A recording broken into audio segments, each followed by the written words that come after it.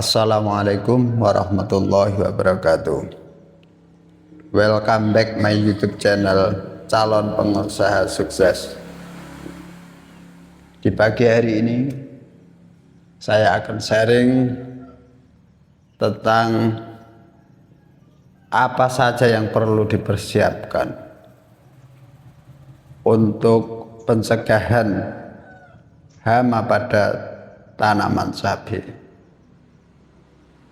Karena tanaman cabai sangat kompleks dengan berbagai macam penyakit. Oleh karena itu saya ingin berbagi.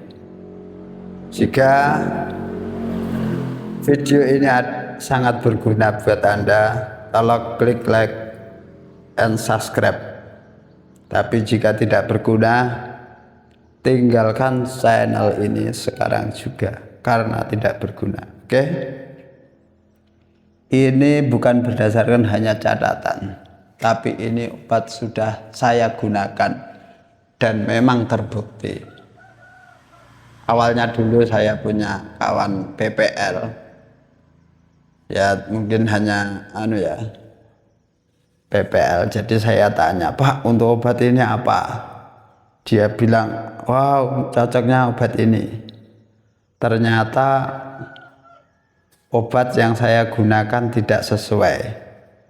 Jadi walaupun harganya mahal, tapi kalau tidak tepat sasaran, jelas akan sia-sia dan membuang-buang duit. Oleh karena itu, apa saja yang perlu dipersiapkan untuk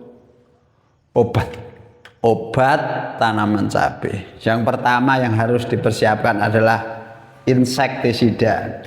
Insektisida atau untuk serangga ini sangat penting, dan bukan lagi penting, harus dipersiapkan. Sifatnya obat itu ada dua macam, yaitu protektif dan kuratif. Protektif itu untuk melindungi, dan kuratif itu untuk menyembuhkan jika sudah terjadi lonjakan penyakit. Yang pertama insektisida. Saya tidak menyebutkan merek, tapi saya hanya menyebutkan bahan aktif. Jadi setiap obat itu kan ada, misalkan ini bahan aktifnya ini, kan gitu. Yang pertama yang perlu dipersiapkan itu penting. Ini untuk kuratif, untuk protektif ya.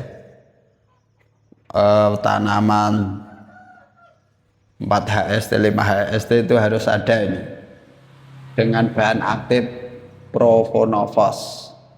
Jadi ini terbukti ini Profenofos. Jadi untuk serangga, jangkrik, belalang, apa itu pakai Profenofos. Yang kedua, insek yang perlu dipersiapkan adalah untuk lalat buah. Jadi kegagalan petani cabai ini biasanya lalat buah yang sangat mengacaukan dan perlu diperhatikan. Lalat buah itu memang harus ada pengendalian yang luar biasa sebelum obat ini.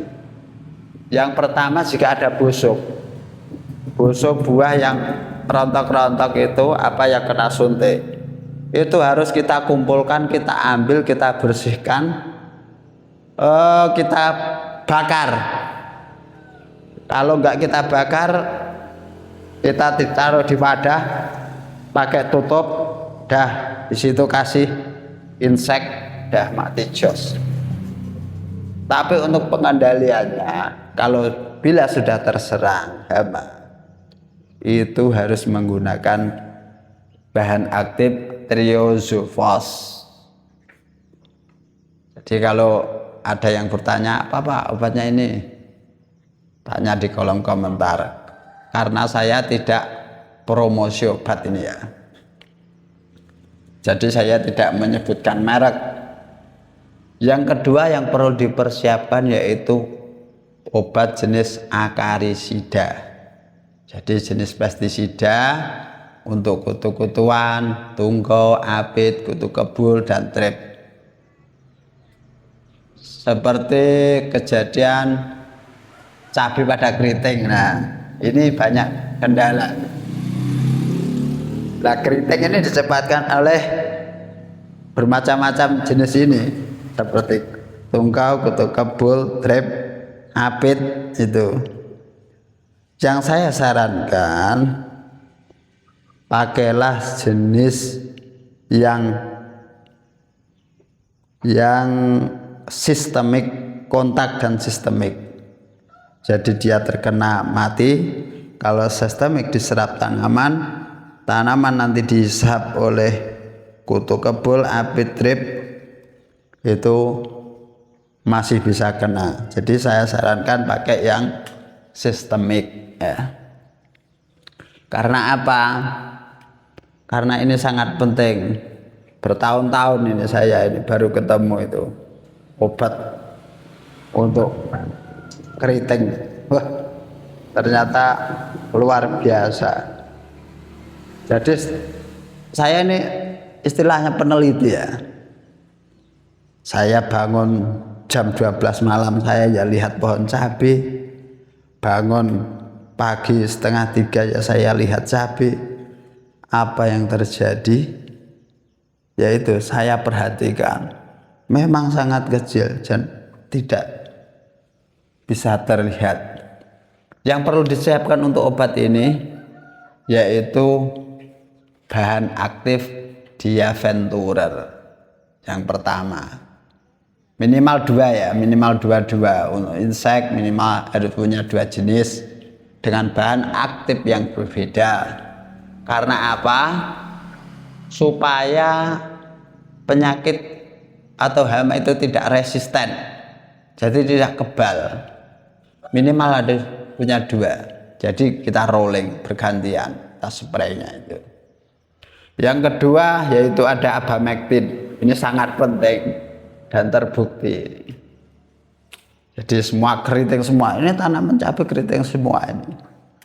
Setelah saya kasih abamectin, ya alhamdulillah sembuh semua, sehat semua. Dengan video yang lalu itu kan sudah saya perlihatkan semua.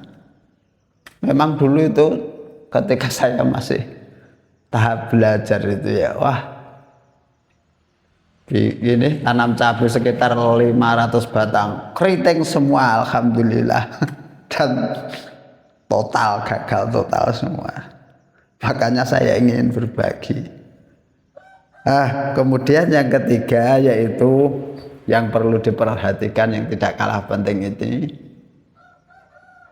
yaitu fungisida, yaitu tentang jamur-jamur. Jadi ada layu-layuan lah, layu akar, busuk akar, busuk batang, layu fusarium.